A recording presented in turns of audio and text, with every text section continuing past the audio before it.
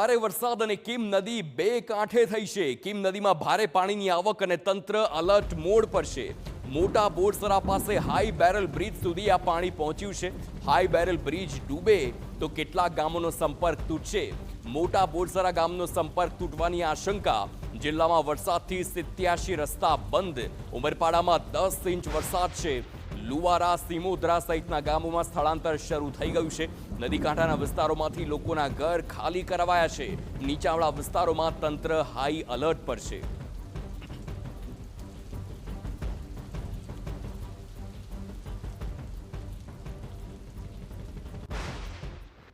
સુરત જિલ્લામાં વહેલી સવારથી મુશળધાર વરસાદ વરસી રહ્યો છે। વરસી રહેલા વરસાદને લઈને જનજીવન પ્રભાવિત થયું છે। સુરત જિલ્લાના માંગરોળ તાલુકામાં પસાર થતી જે કીમ નદી છે, આ કીમ નદીએ પોતાનું રૌદ્ર સ્વરૂપ ધારણ કર્યું છે। સીધા દ્રશ્યો જોઈ શકો છો કે સુરત જિલ્લાના માંગરોળ તાલુકાના મોટા બોરસરા ગામ પાસે જે કીમ નદી પરનો જે હાઈ બેરલ બ્રિજ છે, આ હાઈ બેરલ બ્રિજની લગોલગ હાલ કીમ નદીના પાણી વહી રહ્યા છે। આ 2 થી 3 ફૂટ પાણીનો વધારો થશે એટલે સીધો જ જે આ દ્રશ્યમાં દેખાતો જે હાઈ બેરલ બ્રિજ છે, આ હાઈ બેરલ બ્રિજ ડૂબી જશે, જેને પગલે મોટા બોરસરા ગામનો સીધો બીજા ગામોથી સંપર્ક તૂટી જશે। લોકોને ખૂબ ભારે હાલાકી ભોગવવાનો વારો આવશે। જે રીતે આ કીમ નદીના ઉપરવાસમાં ધોધમાર વરસાદ વરસી રહ્યો છે, જેને પગલે કીમ નદીના જળસ્તર સતત વધી રહ્યા છે।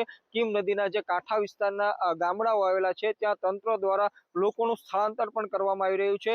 કીમ નદીના પાણી હાલ કોસાડી ગામમાં પણ પ્રવેશી ગયા છે। કોસાડી ગામનો સીધો સંપર્ક તૂટી ગયો છે। ત્યારે સુરત જિલ્લામાં વરસેલા વરસાદથી પ્રભાવિત થયેલા ગામડાઓની વાત કરીએ તો કીમ જળબંબાકારની સ્થિતિ સર્જાય છે। ત્યારે સુરત જિલ્લામાં હજુ પણ અવિરત વરસાદ વરસી રહ્યો છે। આગામી 2 થી 3 દિવસ પણ ભારેથી અતિ ભારે વરસાદ વરસવાની પૂરેપૂરી શક્યતાઓ છે।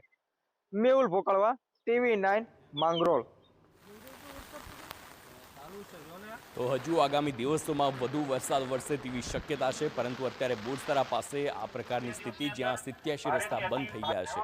अब જુઓ કે કેવી રીતે લાઉડસ્પીકરના માધ્યમથી તમામ લોકોને સૂચિત કરવામાં પણ આવી રહ્યા છે। ભારે વરસાદ આવવાની સંભાવના છે અને તમારી જે કંઈ જરૂરિયાતો છે એના માટે પણ કટિબદ્ધ છે।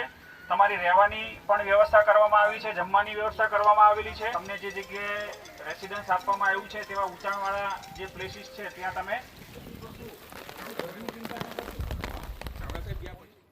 નવસારી જિલ્લા